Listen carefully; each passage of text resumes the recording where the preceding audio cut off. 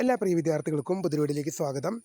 Kerala university degree പ്രവേശനവുമായി ബന്ധപ്പെട്ടുള്ള first allotment ഇന്ന് പബ്ലിഷ് ചെയ്തു. അപ്പോൾ അഡ്മിഷൻ ജൂൺ 19, 20, 21, 23 തീയതികളിൽ നിങ്ങൾ കോളേജുകളിൽ ഹാജരാകുകയും ശേഷം അഡ്മിഷൻ എടുക്കുകയും ചെയ്യണം. വിശദമായ വാർത്തയിലേക്ക് തന്നെ കടക്കാം. ആദ്യമായിട്ട് ഈ ചാനൽ കാണുന്ന വിദ്യാർത്ഥിനിണ്ടെങ്കിൽ തീർച്ചയായും പഠിക്കേണ്ട മറക്കണ്ട. സബ്സ്ക്രൈബ് ചെയ്ത് കൂടെ പ്രത്യേകം ശ്രദ്ധിക്കുക. സബ്സ്ക്രൈബ് ചെയ്യുന്നതിന് നോട്ടിഫിക്കേഷൻ ബെല്ലുകൾ ഓപ്ഷൻ എനേബിൾ ചെയ്യുക.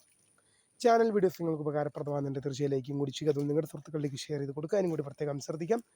അതുപോലെ നമ്മുടെ ചാനൽ വാട്സപ്പ് ചാനൽ ജോയിൻ ചെയ്യാനുള്ള ലിങ്ക് നിങ്ങൾക്ക് വീഡിയോയ്ക്ക് തന്നെ ഡിസ്ക്രിപ്ഷൻ ബോക്സിൽ നൽകുന്നതായിരിക്കും. അപ്പോൾ നമുക്ക് ഇതിനെ വളരെ പ്രാധാന്യമറിയിക്കുന്ന വാർത്തയിലേക്ക് തന്നെ കിടക്കാം. കേരള യൂണിവേഴ്സിറ്റി ഡിഗ്രി പ്രവേശനവുമായി ബന്ധപ്പെട്ടുള്ള ആദ്യ അലോട്ട്മെൻറ്റ് ഫസ്റ്റ് അലോട്ട്മെൻറ്റ് പബ്ലിഷ് ചെയ്തിരിക്കുകയാണ്. അപ്പോൾ അഡ്മിഷൻ ജൂൺ 19, 20, 21, 23 തീയതികളിൽ നിങ്ങൾക്ക് കോളേജുകളിൽ ഹാജരാകാൻ സാധിക്കും. കോളേജിൽ അഡ്മിഷനായി ഹാജരാകുമ്പോൾ വിദ്യാർത്ഥികൾ പ്രധാനമായും ശ്രദ്ധിക്കേണ്ടതായ കുറച്ച് കാര്യങ്ങളുണ്ട്. അലോട്ട്മെൻറ്റ് മെമ്മോയും കൊണ്ട് വേണം കോളേജിൽ ഹാജരാകാൻ. ഈ അലോട്ട്മെൻറ്റ് മെമ്മോ നിങ്ങൾക്ക് കിട്ടണമെങ്കിൽ നിങ്ങൾ യൂണിവേഴ്സിറ്റി ഫീ അടയ്ക്കേണ്ടതായിട്ടുണ്ട്. നിങ്ങൾക്കിപ്പോൾ ഒന്നാം അലോട്ട്മെൻറ്റ് ഫസ്റ്റ് അലോട്ട്മെൻറ്റ് വന്നു. നിങ്ങൾക്ക് ഏതെങ്കിലും ഒരു കോളേജിൽ അല്ലെങ്കിൽ ഏതെങ്കിലും ഒരു കോഴ്സിലേക്ക് പ്രവേശനം ലഭിച്ചിട്ടുണ്ടാകാം. ആ ലഭിച്ച വിദ്യാർത്ഥികൾ നിങ്ങൾ ഗവൺമെൻറ് ആയാലും എയ്ഡഡ് ആയാലും സെൽഫ് ഫിനാൻസ് കോളേജുകളായാലും നിങ്ങൾ ലഭിച്ച സീറ്റ് കൺഫേം ചെയ്യുന്നതിന് വേണ്ടി യൂണിവേഴ്സിറ്റി നിർദ്ദേശിച്ചിട്ടുള്ള ഒരു ഫീസ് നിങ്ങൾ അടയ്ക്കേണ്ടതായിട്ടുണ്ട്. ആ ഫീസ് അടച്ച ശേഷം നിങ്ങൾക്ക് അലോട്ട്മെൻറ്റ് മെമ്മോ പ്രിൻ്റ് എടുക്കാൻ ലഭിക്കും. ഈ അലോട്ട്മെൻറ്റ് മെമ്മോ പ്രിൻ്റ് എടുത്തതിന് ശേഷം 19, 20, 21, 23 തീയതികളിൽ പ്രവേശനം നിർദ്ദേശിക്കപ്പെട്ട കോളേജിൽ നിങ്ങൾക്ക് പ്രവേശനത്തിനായി നിർദ്ദേശിക്കപ്പെട്ട കോളേജിൽ നിങ്ങൾ എന്ത് ചെയ്യണം? പോകേണ്ടതാണ്, പോയി അഡ്മിഷൻ എടുക്കേണ്ടതാണ്. നിങ്ങൾക്ക് പെർമനൻ്റ് ആയിട്ടും ജോയിൻ ചെയ്യാം, അതുപോലെ തന്നെ ടെമ്പററി ആയിട്ടും അഡ്മിഷൻ എടുക്കുക എന്നുള്ള വിവരങ്ങൾ പ്രിയ വിദ്യാർത്ഥിനികൾ ഓർത്തിരിക്കേണ്ടതാണ്. നിങ്ങൾ പെർമനൻ്റ് ആയിട്ട് നിങ്ങൾക്ക് ജോയിൻ ചെയ്യാം, അതോടൊപ്പം തന്നെ നിങ്ങൾക്ക് ടെമ്പററി അഡ്മിഷനായിട്ട് നിങ്ങൾക്ക് ജോയിൻ ചെയ്യാൻ സാധിക്കുമെന്നുള്ളത് പ്രിയ വിദ്യാർത്ഥിനികൾ ഓർത്തിരിക്കേണ്ടതാണ്. എന്നാൽ ഒന്നാമത്തെ ഓപ്ഷൻ അലോട്ട്മെൻറ്റായി ലഭിച്ച വിദ്യാർത്ഥിക്ക് പെർമനൻ്റ് അഡ്മിഷൻ മാത്രമേ ഉള്ളൂ. കാരണം ആ വിദ്യാർത്ഥിയെ സംബന്ധിച്ച് ഹയർ ഓപ്ഷൻ ആ വിദ്യാർത്ഥിക്കില്ല. അതുകൊണ്ട് തന്നെ നിങ്ങൾ പെർമനൻ്റ് ആയിട്ട് ജോയിൻ ചെയ്യേണ്ടതുണ്ട്.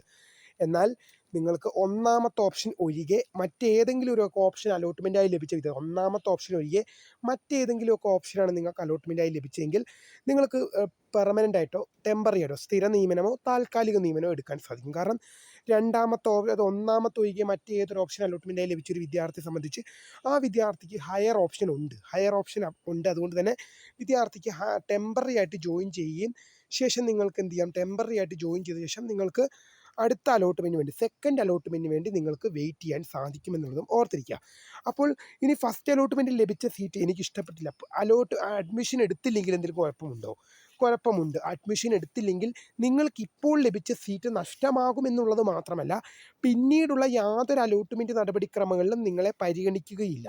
അതിപ്പോൾ നിങ്ങൾ പ്രവേശനം നേടിയില്ലെങ്കിൽ നിങ്ങൾക്ക് ഇപ്പോൾ ലഭിച്ച സീറ്റ് നഷ്ടമാകുമെന്ന് മാത്രമല്ല, ഇനിയുള്ള അലോട്ട്മെൻറ്റുകളിൽ നിങ്ങളെ പരിഗണിക്കുക കൂടിയില്ല എന്നുള്ളത് പ്രിയ വിദ്യാർത്ഥിനികൾ ഓർത്തിരിക്കേണ്ടതാണ്. അപ്പോൾ അഡ്മിഷൻ നടക്കുന്നത് ജൂൺ 19, ജൂൺ 20, ജൂൺ 21, ജൂൺ 23 തീയതികളിൽ അഡ്മിഷനായിട്ട് നിങ്ങൾക്ക് അതാത് കോളേജുകളിൽ ഹാജരാക്കാം. നിങ്ങൾ ഏറ്റവും ആദ്യം ശ്രദ്ധിക്കേണ്ടത് യൂണിവേഴ്സിറ്റി ഫീസ് അടയ്ക്കുക. ശേഷം നിങ്ങൾക്ക് അലോട്ട്മെൻറ്റ് മെമ്മോ പ്രിൻ്റ് എടുക്കാൻ കിട്ടും.